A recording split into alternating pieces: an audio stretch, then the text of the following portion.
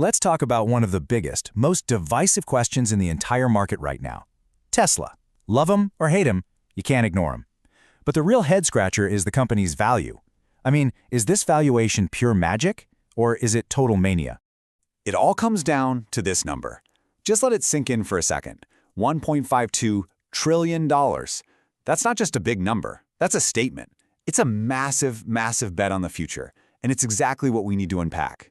So this leads to the big, obvious question, right? How on earth is it possible that one company, Tesla, is worth more than the next 10 biggest car companies all put together? Seriously, how? Well, let's get into it. Okay, so first things first. To even begin to understand this, we have to look at where all this action is happening, the stock market. And in that world, Tesla is an absolute titan. Just take a look at this chart. It really says it all. On the left, you've got Tesla's market cap soaring past $1.5 trillion. And on the right, that's the combined value of the next 10 giants. They don't even break 1.1 trillion. It's staggering. One company is worth almost 50% more than 10 of its biggest rivals. And you know, we're not talking about small-time players here. These are the titans of the auto world. You've got legends like Toyota, General Motors, Mercedes-Benz, BMW, Volkswagen. I mean, these are the companies that basically built the modern car industry over the last century.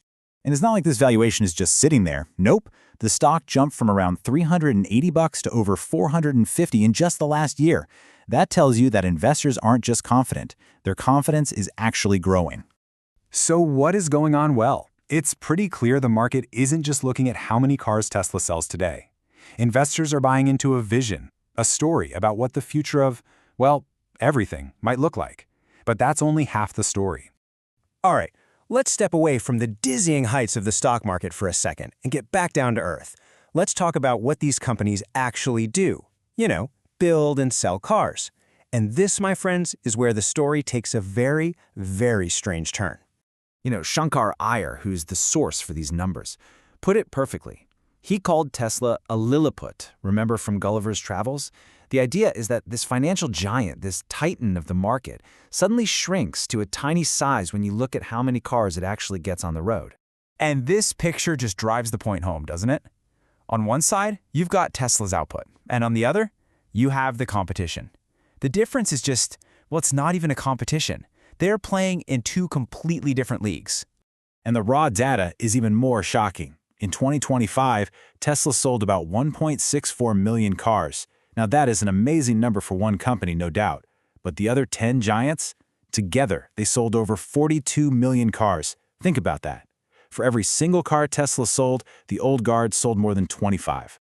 Okay, so Tesla sells way fewer cars, but maybe, just maybe, they make up for it with revenue, right?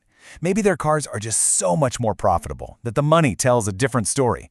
Well, let's do a reality check. And that same analyst, Shankar Iyer, has another great word for us. If Tesla is a Lilliput in sales, he says it's a pygmy when it comes to revenue.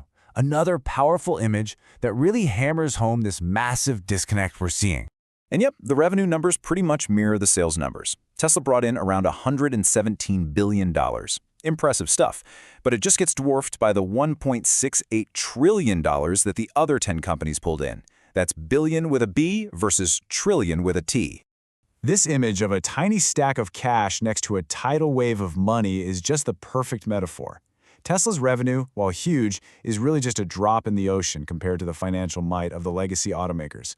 When it comes to cash flow, they're not even on the same planet. So there you have it. This is the great Tesla paradox. On one side, you have a stock market valuation that seems to defy all logic, and on the other, you have sales and revenue numbers that are just a tiny fraction of the competition's. So, how do we make sense of this? How do we square this circle? Well, the absolute key to understanding this whole thing is to remember what market capitalization really is. It is not a report card on how a company is doing today. Instead, think of it as a giant, collective bet from millions of people on how that company is going to do in the future. And what are investors betting on? They're looking way past the car factory. They see total dominance in electric vehicles, sure, but also in energy storage with things like the Powerwall. They're betting on Tesla's lead in artificial intelligence to crack self-driving, and they're even betting on things like the Optimus robot to completely change the game of labor itself. That is the vision they're buying into. So this table really just puts the whole conflict in black and white. You look at market cap, and Tesla is the undisputed king of the world. But then you look at the actual real-world metrics, like how many cars are sold and how much money comes in, and it tells a totally different story. The numbers aren't lying, they're just telling two completely different stories at the exact same time. Which brings us right back to where we started. What is this valuation? Is it magic, a genius bet on a future that the rest of us just can't see yet? Or is it mania, a massive bubble that's completely disconnected from reality? That, right there, is the trillion-dollar question. And for now, it's the bet that everyone is watching.